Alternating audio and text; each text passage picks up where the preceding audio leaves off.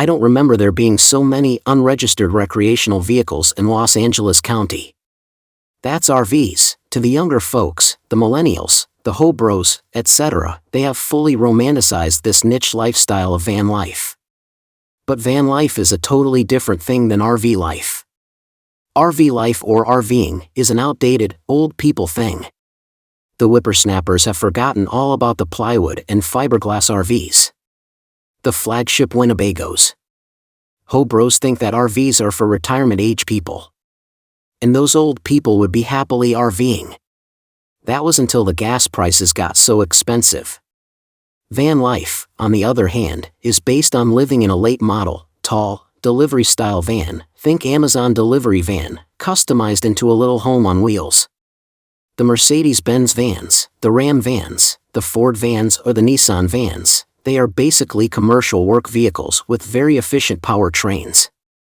Then, with their modern lightweight frames, they can be built into a customized van life experience. That's what you see everywhere now. In popular YouTube videos, young, pretty people going on endless vacation trips, crisscrossing the USA, making videos in swim trunks and bikinis. They are splashing each other at a beautiful waterfall or catching rays at a picture-perfect beach. Laughing. Smiling. But somehow, they can afford that late model, customized Mercedes van. In last few years of the 2010s, I saw the LA population of homeless people living in RVs was growing, even though half of the US citizens thought our economy was doing quite well. The different levels of homelessness. The homeless and quasi-homeless also live in their cars, but there is a very fuzzy line between having a full-time job, plus having a current, registered and reliable vehicle. Like having a recent Toyota or Honda that looks nice and are always freshly washed. Employees only saw the hard-working coworker washing his nice car. The coworkers would naturally think that your coworker friend goes home to his apartment after work. The deception is, there is no apartment. But everyone at work seems to believe that a person that looks happy and does good work can't possibly be homeless. So you don't really know anything about your coworker friend. I think what happened to the poorest people in this country, they were living paycheck to paycheck. They just scraped by.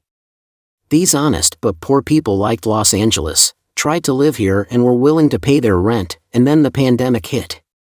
Most everyone who really needed to get a consistent paycheck probably lost their job anyway and ended up homeless. The poor who could move out Los Angeles, or could move out of California, and then could find another place to live with friends and families, they did just that. And those who could not ended up in real-life homelessness. Some of them were truly lucky, living in the few, classic homeless shelters. Or they were the fortunate ones to be included in a formal, non-profit organization project. And those who needed more independence than a shelter? Because it is only with this independence that you have things like closed-door privacy. Consider yourself lucky to be living in your own semi-operational or non-operational RV. They probably thought you were a good step above the poor folks living in a homeless shelter. The rest did not own a vehicle, not for mobility and not for shelter. They did not know of any permanent structures that could temporarily house them. Those bottom-of-the-barrel poor folk, the really unfortunate combined with their lower IQs, they were destined to hard camping. The current reality?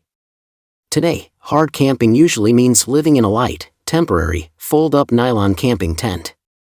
And nonprofits give the tents away to the needy. Of course, they're free. And what about the forgotten ones? Most people forget about the difficult homeless. People don't want to be physically scraping skin to reach a person. The ugly sights. The awful smells. The incomprehensible sounds. The nightmares. Of these few, normal people would actually think of them as human scum, not from the barrel bottom, but from the filth and disease on the dirty ground underneath. They would be the most mentally unstable. You would quickly look away or look past. What could people possibly do for them? In California, these mentally ill people used to be housed in mental institutions.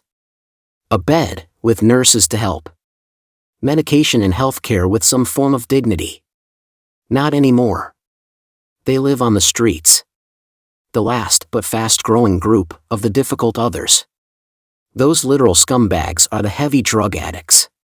Because they have an ever-increasing list of new, hard and synthetic drugs that humans easily get addicted to. Drug dealers don't care about you at all. Just about making lots of money. They turned away their loved ones, families and friends. All of them are gone. Because they choose to keep their addiction over everyone else that they loved before. So the addict's mind is not well. Not well at all. And that forgotten person ends up sleeping on public sidewalks or in dark alleys. No tent or sleeping bag. Only empty discards and dirty cardboard trash. And the stink of human waste.